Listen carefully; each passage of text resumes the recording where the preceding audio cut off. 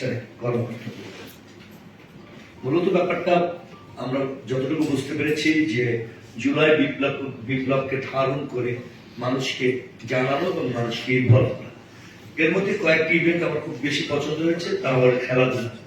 কারণটা হলো মাদকের বিষয়, মাদকের কারণে আমাদের আপনি দেখবেন আজকে পিরোজপুর শহরের আশেপাশে যত চুরি ডাকাতি হচ্ছে, আমি গত দুদিন আমি চেষ্টা করেছি সেই সমস্ত বাড়ি ঘরে গিয়ে বুঝতে আসলে কারণটা কি। পুলিশ বারবার সেখানে গিয়েছে। মূল কথা হলো মাদক। সারা রাত গাঁজা খায়, সারা রাত ফেন্সিডিল খায় অথবা ইয়াবা খায়, বড় রাত্রে চুরি অথবা চোর সেজে ডাকাতি।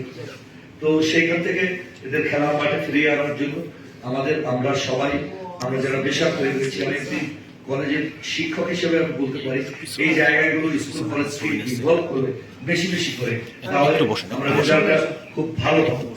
এবং আমাদের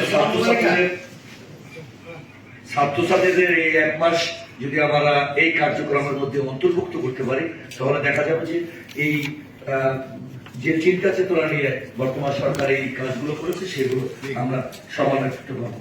এবং এখানে 16 ডিসেম্বর 26 মার্চ সরকারি যে সমস্ত নিয়মকানুনের মধ্যে দিয়ে করা হয়, আমি এখানে প্রস্তাব রাখছি যে কোনো হিসাব ব্যস্ত মানুষ তিনি তার যে কোনো স্মার্ট যে কোনো এডিসি সাহেব অথবা সদর টিউনো সাহেব অথবা আমাদের অতিরিক্ত পুলিশ সুপার সাহেব এদেরকে নিয়ে 2-3টে কমিটি করে আমাদেরকে ছেড়ে দিলে আমরা তাদেরকে ঘিরে ধীরে ধীরে সার্কেলটা বিল্ড আপ করতে পারবো। এবং কোথাও আমার মনে হয় শেষ শতাব্দী হলো প্রথম কথাটা শুরু করা আমার নেতা শহীদ রাষ্ট্রপতি জিয়া রহমানের একটি চমৎকার কথা আছে, march on money is no problem.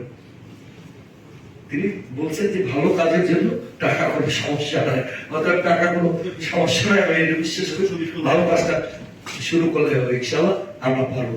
সদর টিউনো সাহেব তিনি অন্তত চৌকাশ আছেন এবং স্মার্ট এডিসি সাহেব আছেন। কারখানাতে একটা বিশাল মগ তিনি একা সামলিয়েছেন।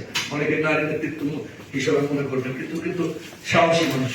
কারখানাতে আমি যতদূর জানি যে সেই মগটা পেয়ে সে একা সামলিয়ে উদ্ধার করে নিয়ে এসেছে।